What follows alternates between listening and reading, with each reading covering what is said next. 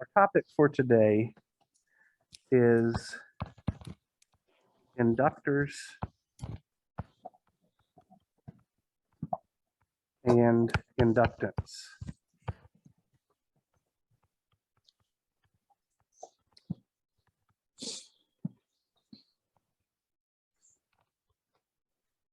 And let's start by talking about what an inductor is.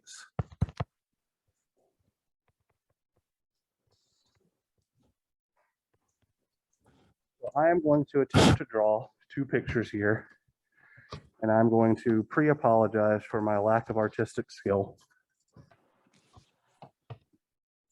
So this first thing here is supposed to be a cylinder. And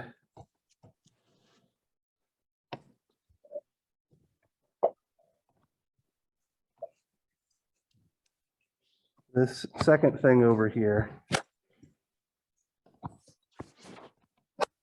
is supposed to be a toroid, or using less fancy terms, a donut-shaped object, okay? So if we have a cylinder or a toroid, and we wrap a wire around it,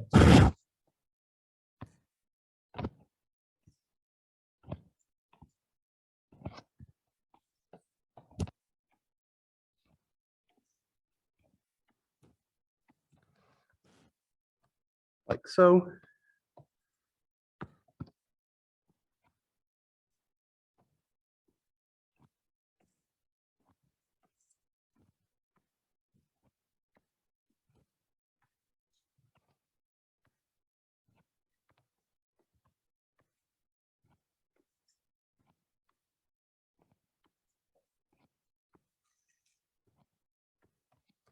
We have formed an inductor, okay? So let's talk about a couple of things here. In each case, we have a certain number, N, of turns of wire or coils around it.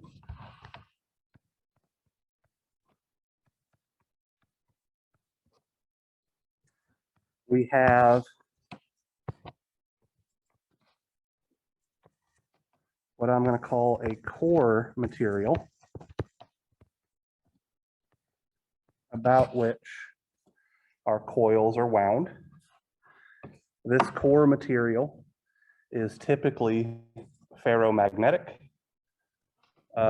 meaning that it has some magnetic properties, and the coil simply enhances that. And if we were to pass a current I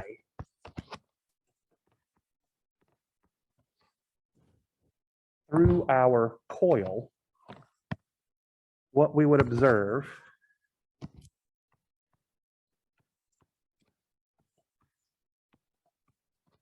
is that the coil exists to concentrate what's called magnetic flux.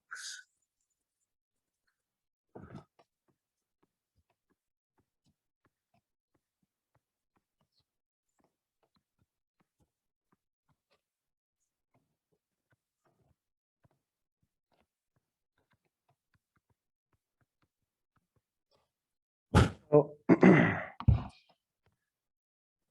on the left here, we have what's called a solenoidal inductor. And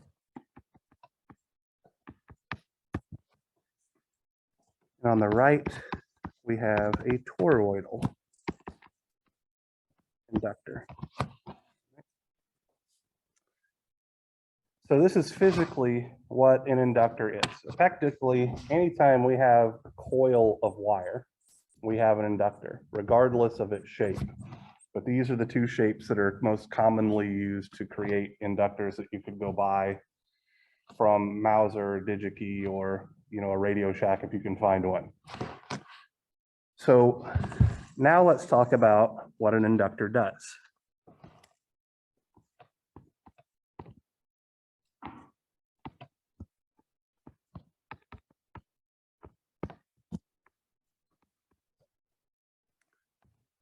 Inductors' principal role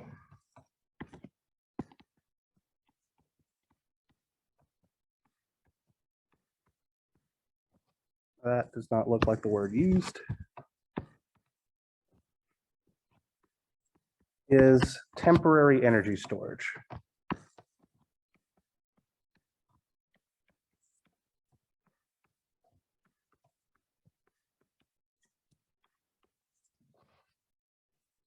So we have an element that we can apply some sort of electrical signal to, causing them to store some amount of energy. And then when we remove that signal, the stored energy gets dissipated back into the circuit, okay? The energy storage mechanism for an inductor is the amount of magnetic flux that's concentrated inside the device itself, okay? So if we have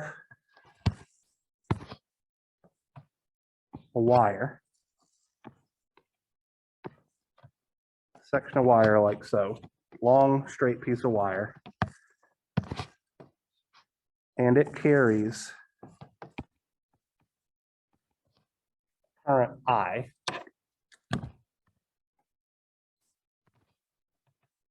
what we will see happen is that magnetic field lines will circulate around the wire like so. For those of you who have had Physics 202, you know everything about the right-hand rule, all that kind of good stuff. Effectively, if the current is traveling in the direction that your thumb is facing, the field lines curl around the way that your fingers do, okay?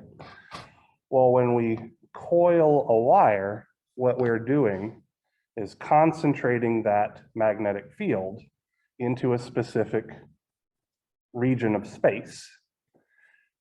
And that generates more magnetic flux than if we had an unbounded system, because flux is simply the amount of magnetic field multiplied by the area through which it's passing through. So if we get more field lines through a smaller area, our magnetic flux is larger and the more energy we store. The flux inside of our coil is dependent on the amount of current passing through the coil, as flux, which has a symbol phi b, is equal to inductance represented by L multiplied by current given by I. And from this, we can define inductance L as the change in magnetic flux observed due to a corresponding change in electrical current. So the ratio of the change in magnetic flux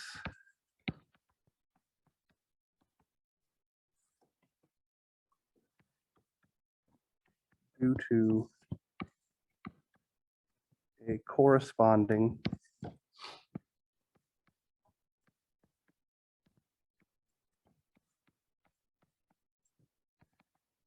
change in current, and the unit of inductance is the Henry. H, which is defined to be a Weber, the unit of magnetic flux per ampere, which is the same as a volt second per ampere or an ohm second.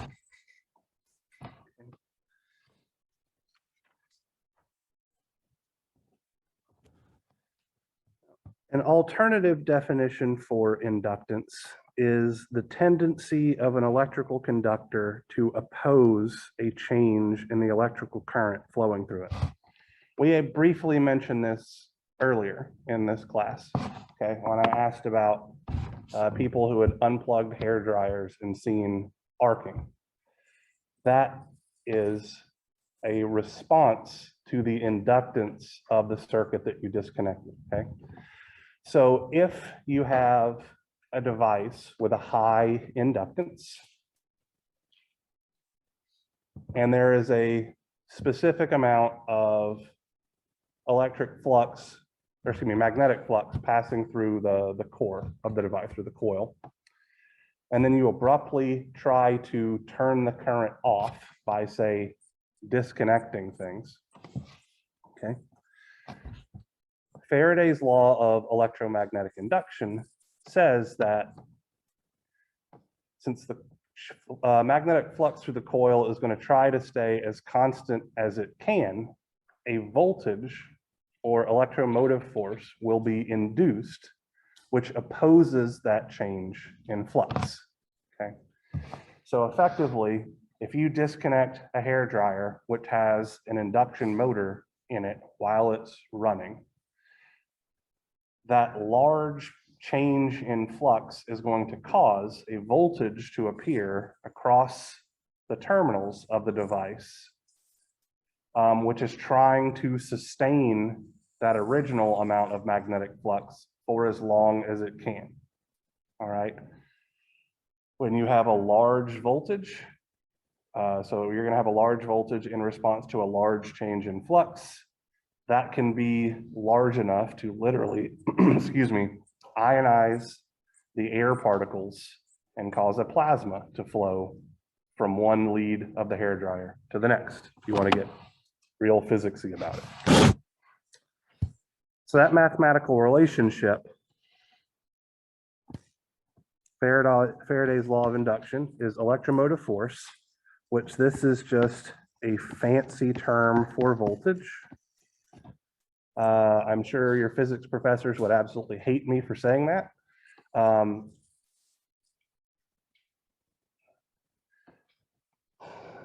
All voltages are electromotive forces, but all electromotive forces are not voltages, if that makes sense. So voltage is a subset of electromotive force.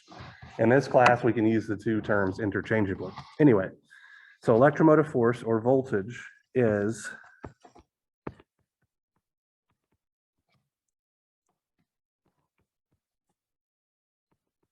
the change in magnetic flux with respect to time, okay?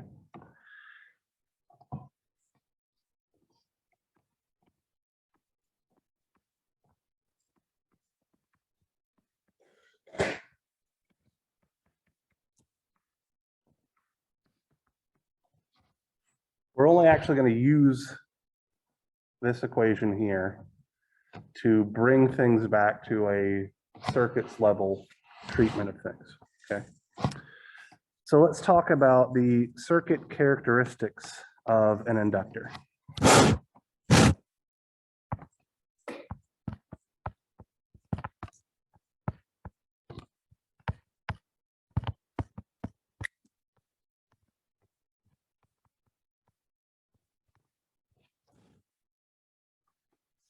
The first thing that I want to look at is our schematic symbol. So the schematic symbol for an inductor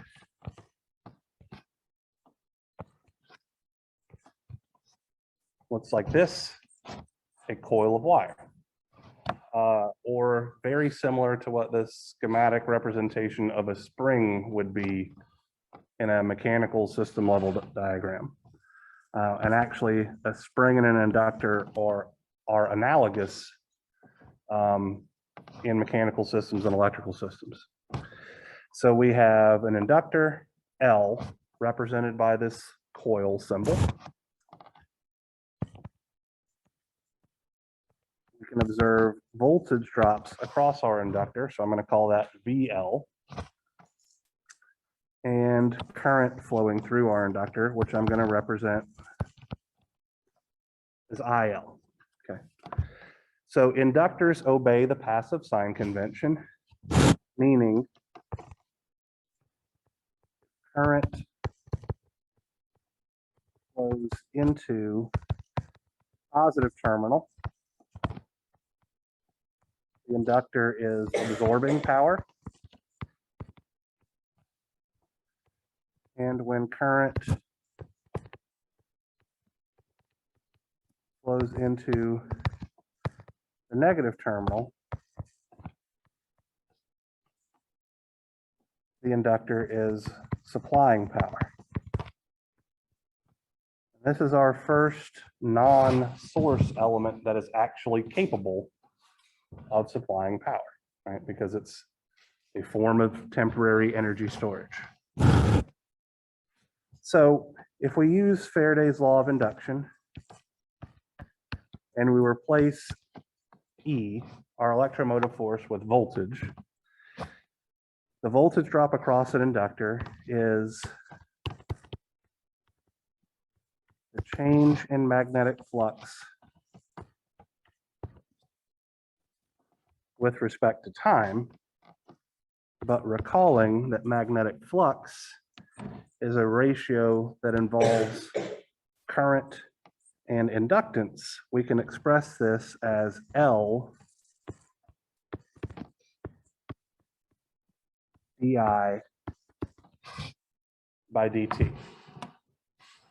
Some of you may be asking where the negative sign went, and the short answer to that question is a phenomenon called Lenz's law, which says that nature abhors a change in flux. So the voltage induced serves to keep the amount of magnetic flux the same. So effectively, the sign's going to work out on its own based on whether we're trying to cause an increase in the magnetic flux or a decrease in the magnetic flux in order for it to remain constant. Okay. So this guy right here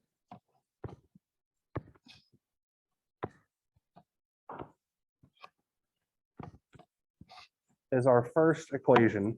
Actually, I guess I should box this guy up too. That governs the behavior of an inductor for the intents and purposes of this class. So instead of having a simple proportional relationship between current and voltage like we had for resistors, we now have a derivative-based relationship between voltage and current, okay? And that actually can tell us a couple of things.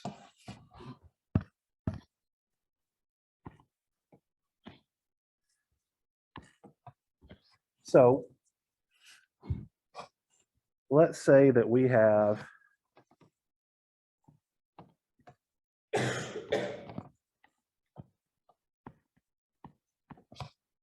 a simple circuit containing a 5 amp source and a 2 Henry inductor.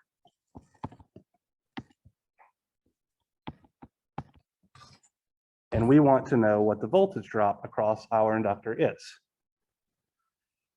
Using equation 1, somebody tell me what the answer is supposed to be.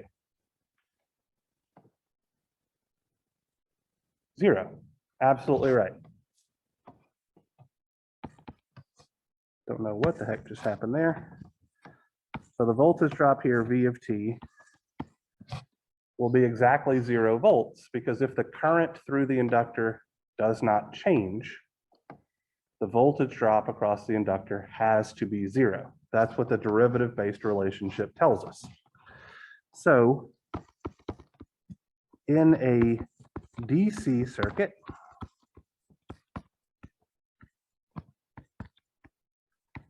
an inductor behaves like a short circuit, or simply a piece of wire, because that's literally all that it is. Just a piece of wire wrapped around some form, right? only when we have a change in the current will we see the inductor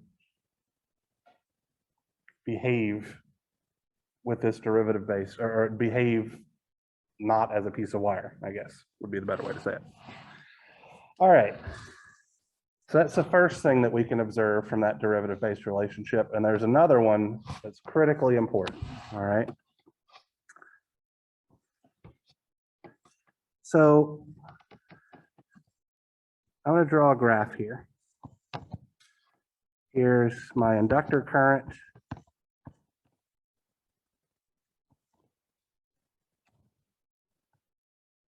As a function of time.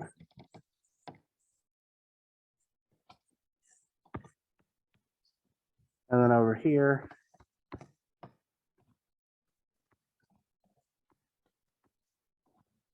is going to be my inductor voltage as a function of time.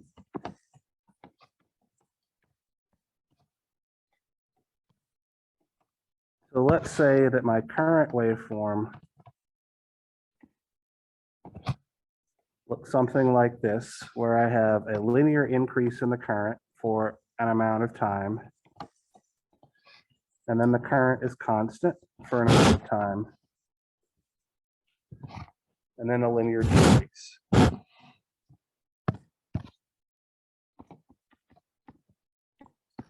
Call this T1. And this T2, right? Based on our derivative-based relationship, what should the voltage drop look like here over our inductor? Just its general shape. We're not going to worry about numbers too particularly much right now.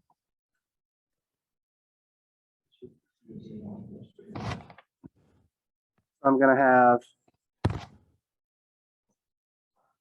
horizontal line like this, because when my current is increasing, the derivative is positive, being multiplied by a constant term L. So I'm going to have some positive voltage. When the current flattens out, I'm going to have 0 voltage. And then when my current is decreasing, I'm going to see that the voltage drop is negative. This is opposing that change in flux, okay? So what if I were to shorten the duration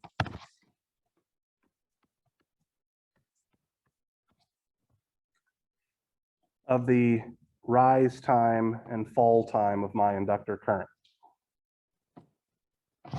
So like, instead of it taking 2 units of time, let's say that it only took 1 unit of time.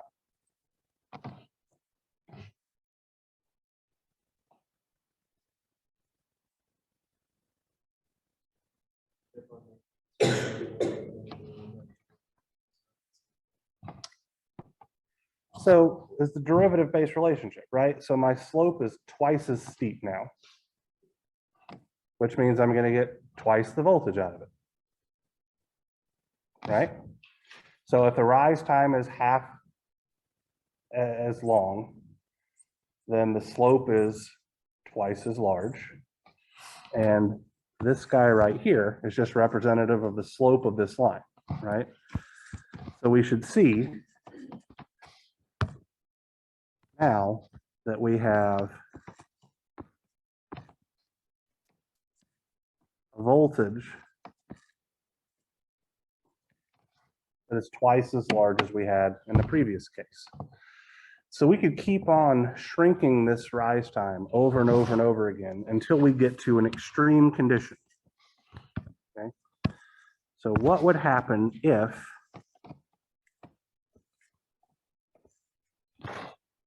the current flowing through the inductor abruptly changed from no value to some positive DC value, an instantaneous change in current through an inductor.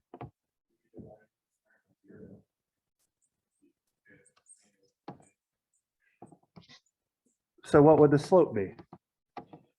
Right. So if the slope is infinity, that would mean that we would see a voltage spike having a value of positive infinity at T1 and a voltage spike having a value of negative infinity at T2 if the inductor current were allowed to change abruptly. What does an infinite voltage imply? So voltage is the amount of energy required to move charge from point A to point B in a circuit, which means that it would require an infinite amount of energy in order for this to happen. Can we provide an infinite amount of energy to literally anything? Of course not, okay? So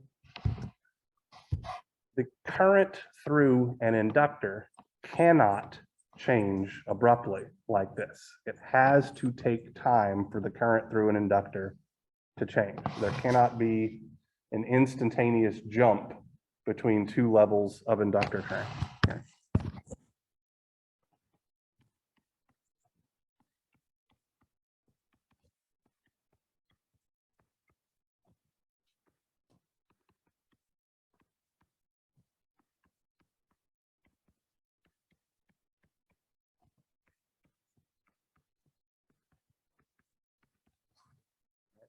Now, specifically, it is the current and the current alone that cannot change abruptly, because we saw that as we had a finite value for the rise time and fall time of the current flowing through the inductor, the voltage was at a level and then it could immediately fall to zero when the current stopped changing, and then the voltage could hit another level when the current changed again, right? So it's only the current flowing through an inductor that cannot change abruptly. The voltage absolutely can, no problem whatsoever with that. Only the current needs to be effectively a continuous function. All right, so those are our two big revelations from looking at our derivative-based relationship for voltage and current through an inductor. All right, these two things are going to show up again and again and again in our circuit analysis when we are dealing with inductors. All right, so let's go back and look at equation 1 here again real quick. So equation 1 tells me how to calculate the voltage drop across an inductor when I know how the current is behaving. Well, I can mathematically manipulate this expression to figure out what the current through an inductor is when I know how the voltage is behaving. So our second equation is IL of t is equal to 1 over L times the integral from negative infinity to t of VL of t prime dt prime, where t prime here is simply a dummy variable representing time. Okay, so effectively, I can't have t in my limits of integration and also have t in my function there, where it's mathematically not right. Now, we can rewrite this expression as 1 over L times the integral from t naught to t of VL of t prime dt prime plus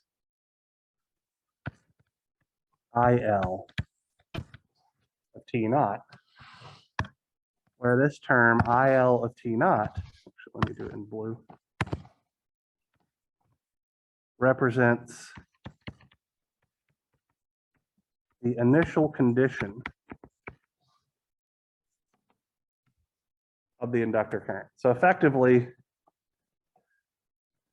what it represents is the integral from negative infinity to some point in time where we know what the inductor current is. Okay. So from this, we can say to some extent that an inductor has memory because its current behavior depends on what its past behavior was, given by that initial condition term. So let's take a moment here and work a problem.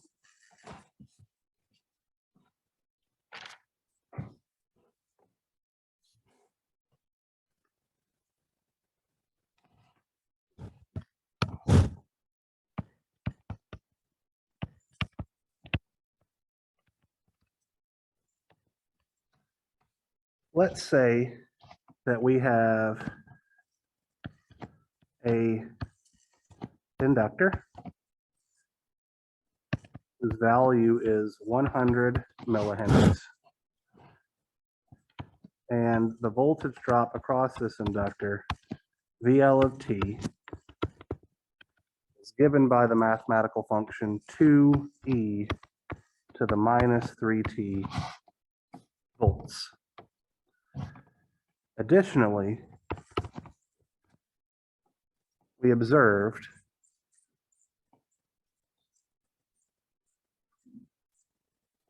that the inductor current IL at negative 0.5 seconds was exactly 1 ampere. We want to figure out what IL as a function of t looks like. Okay. So using, let me box this up.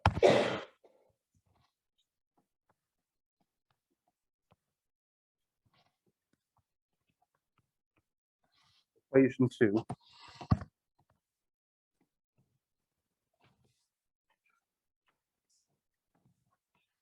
We know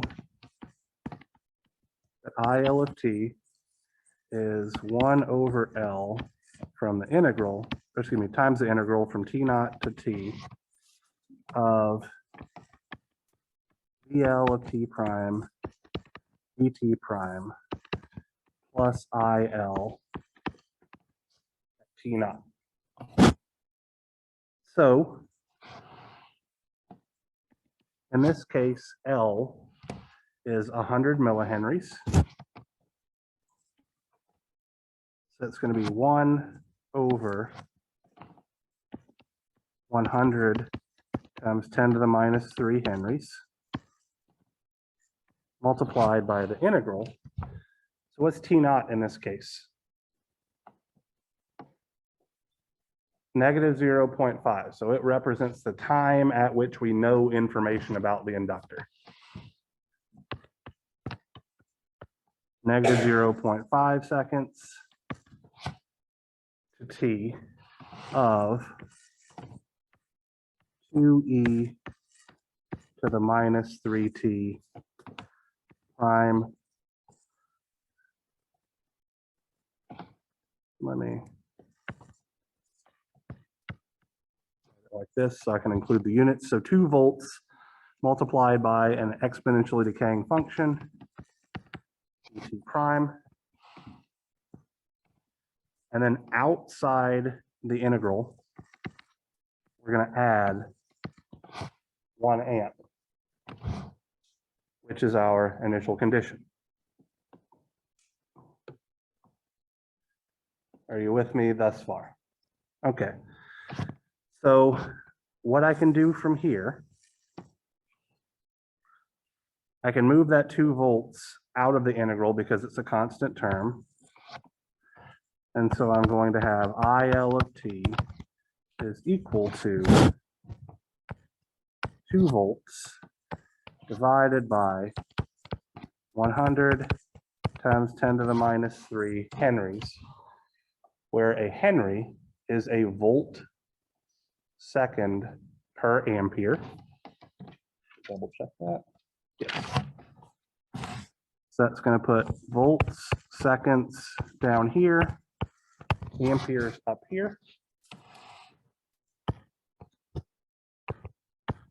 Integral from negative 0.5 seconds to t of e to the minus 3t prime dt prime plus 1 amp.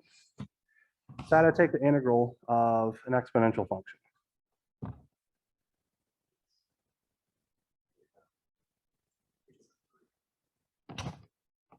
All right. So for those of you who, it's been a hot minute here.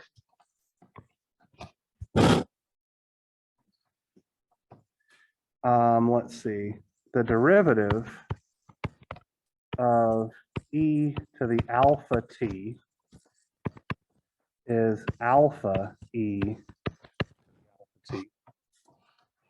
The integral of e to the alpha t dt is given by 1 over alpha e to the alpha t plus c, right?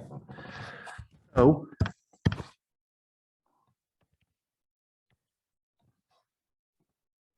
obviously I have volts in the numerator and volts in the denominator, so those guys are going to cancel each other out. So this is going to look like 2 amps over, let's call it 0.1 seconds, because 100 times 10 to the minus 3 is 0.1. So when I'm doing that integral, I'm going to pull out a factor of 1 over alpha. So that's going to look like 1 over negative 3. So what are the units on alpha here? Well, if time is measured in seconds and 3 is acting on time, the argument of the exponential function needs to be a unitless quantity.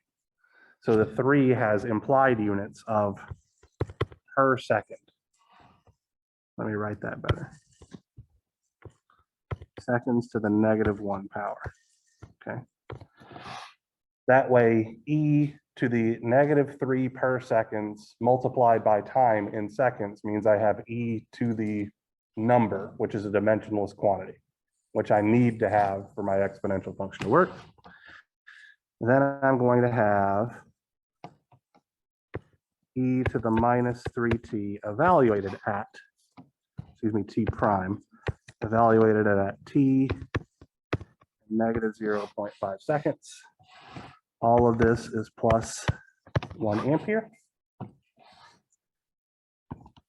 So I have 2 over 0.1, which is 20. And then I have negative 3. And then seconds and per seconds cancel each other out. So the units of this guy right here is amps multiplied by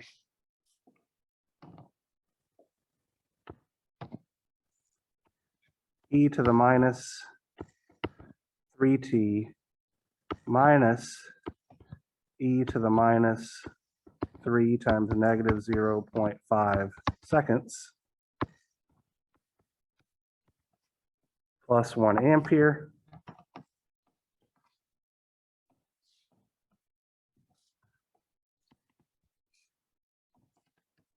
Well, this bit right here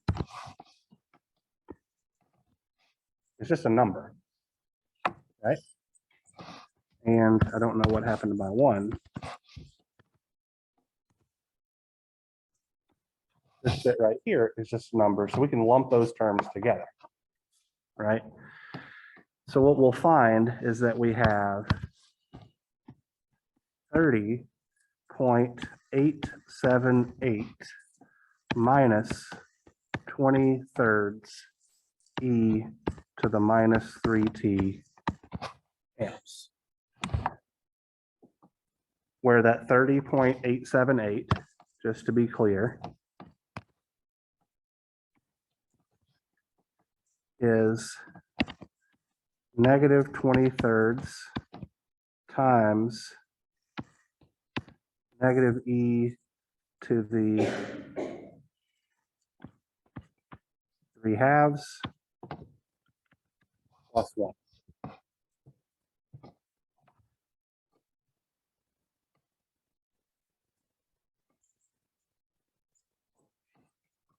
All right, so part of the reason that I worked this problem out in such meticulous detail is that in your homework sets, if you're not paying attention to the units that are going into the math that you're doing, you are going to run into problems pretty darn quickly, because things get scaled oddly if you don't pay attention to the units. So you don't have to be as meticulous or granular as I did things here, but the math is fairly straightforward. If you're working a homework problem or test problem and you're not getting the answer that you think you should be getting, meaning WebWork is telling you that your answer is incorrect, or you're not getting the right answer on the test, 97% of the time, it's a units related problem. The math is what the math is. Taking the integral of an exponential function or a simple sinusoidal function, things like that, not particularly difficult, should be old hat for all of you based on what your background is. So the overwhelming majority of the time, the mistakes are in the units. Okay, so I just wanted to make you aware of that. All right. So to this point, we have covered two equations, right? We know how to determine the voltage drop across an inductor if we know the current. We know how to determine the current flowing through an inductor if we know the voltage. Our last two equations are power and energy. So the power absorbed by an inductor, PL of T, is simply the current flowing through the inductor multiplied by the voltage drop across the inductor. P is always equal to I times V. We can substitute in our relationship, so effectively equation 1 for our voltage relationship. What this gives us is L times IL times the derivative of IL with respect to time. So these are our power relationships. And this is equation. If I'm being honest, the overwhelming majority of the time, I wind up simply using current times voltage. Just as a heads up, I find that easier than throwing the current and the derivative of the current into the same equation. So I just use current times voltage the overwhelming majority of the time. All right, so power relationship probably doesn't need a whole heck of a lot of explanation because it is simply the same power relationship that we've been using the entire class and that you've been using since your Engineering 120 series. So now let's talk about the energy relationship, okay? So WL of T, the energy absorbed or stored by an inductor, is given by the integral from negative infinity to T of the power absorbed by the inductor. Well, if we substitute in our recently derived relationship, this looks like L IL of t prime, DIL of t prime over dt times dt prime like so. And that dt prime over dt prime cancels each other out, right? So what we can do is we can change our integral. Instead of as a function of time, it's now as a function of current.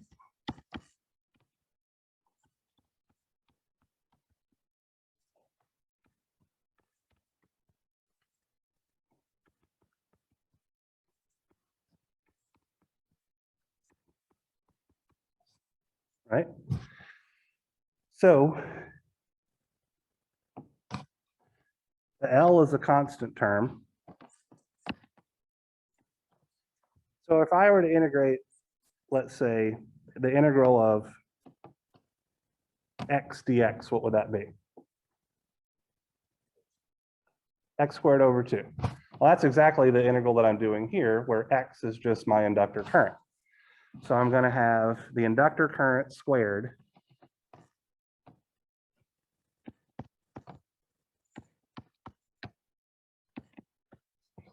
over 2. But we are making an assumption here. And the assumption is that at t is equal to negative infinity, the inductor current was 0. So at a very, very long time in the past, the inductor did not have any stored energy. And this is what's happening as we allow it to store things. Okay. This is equation 4. The energy stored by the inductor is a function of the inductance and the inductor current only. So the voltage drop across the inductor does not come into the energy storage equation. All right. How do you guys feel about these 4 equations? You are expected to, I hope, learn them. I'll settle for memorizing. Okay. These guys are going to be used a lot. They are not going to be provided to you on an equation sheet or anything like that, because as Sarah can tell, I'm a jerk. She makes mean faces at me, which I deserve. So there are 4 equations here, again, which you are expected to learn / memorize. When we talk about capacitors on Friday, there will be an additional set of 4 equations. So there's 4 equations for inductors, there's 4 equations for capacitors.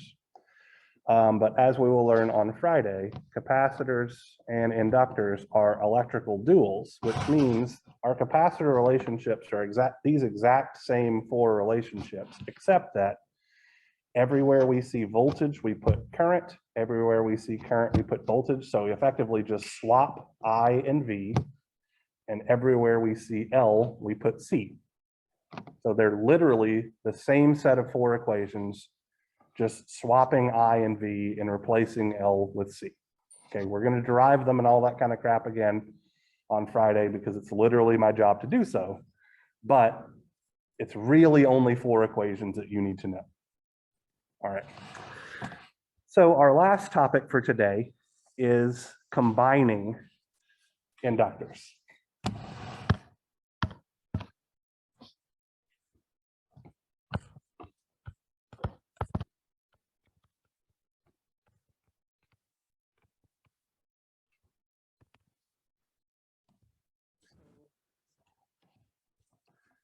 Let's first look at a series combination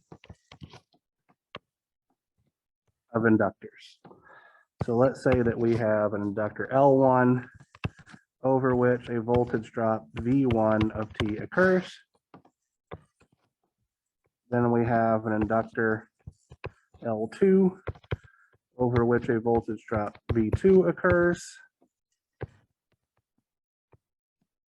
all to some inductor Ln over which a voltage drop Vn of t occurs.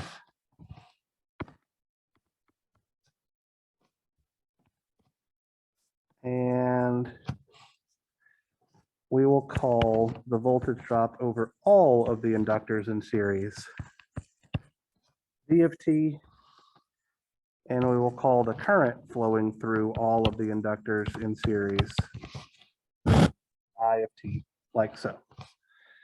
So this is very similar to what we did when we derived how to combine resistors in series, but now we have a pesky calculus-based relationship to take into account. Okay. So applying Kirchhoff's voltage law, we can see that Vt is V1 plus V2 all the way out to Vn.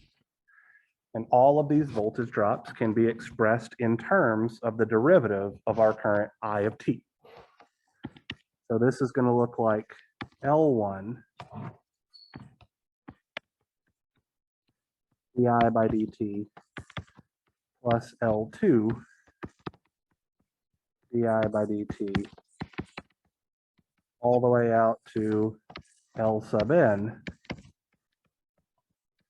di by dt, or L1 plus L2 all the way out to L sub n di by dt. Finally, or LEQ di by dt, where LEQ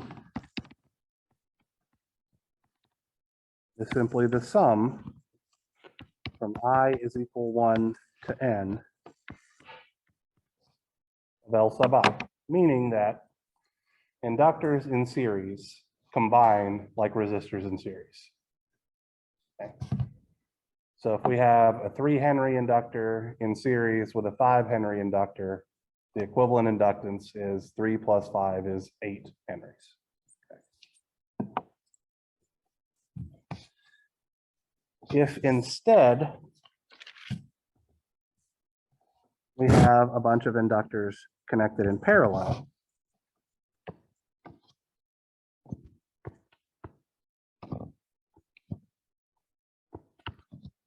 so let's say we have an inductor L1 like so, which is carrying a current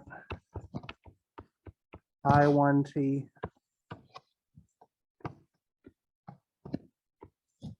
an inductor L2 carrying a current of I2t,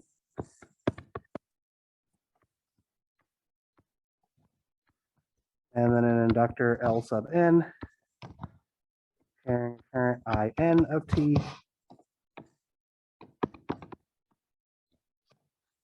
The voltage drop across this parallel combination is V of t, and the current entering into the parallel combination of inductors is I of t.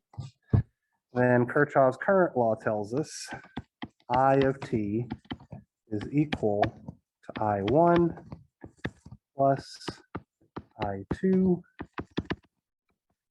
all the way out to In.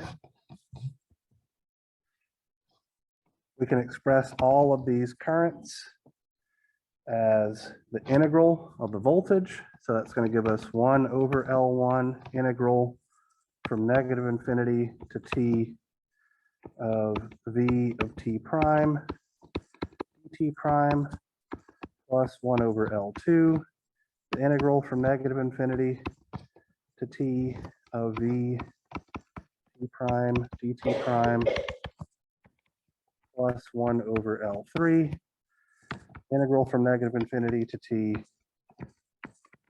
dt prime dt prime like so. We can lump all of our like terms together. So this gives us 1 over L1 plus 1 over L2 plus 1 over L sub n. sorry, this should be n, not 3, my apologies. Integral from negative infinity t of v t prime dt prime, or 1 over LEQ, integral from negative infinity to t of v t prime dt prime. And from this, the equivalent inductance when we have inductors in parallel is the reciprocal of the sum from I is equal to 1 to n of 1 over L to the I. Effectively, inductors in parallel add like resistors in parallel.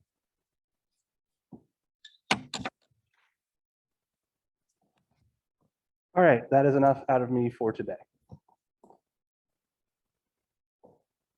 Michael.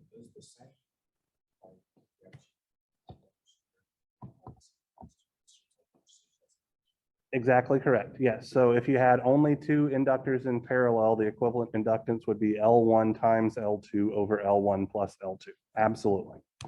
They combine identically to how resistors combine.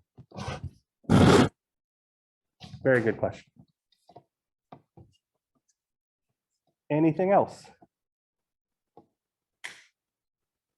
All right. You guys have an in-class assignment to work on. So get cracking on that. And if you need help with anything, by all means, let me know.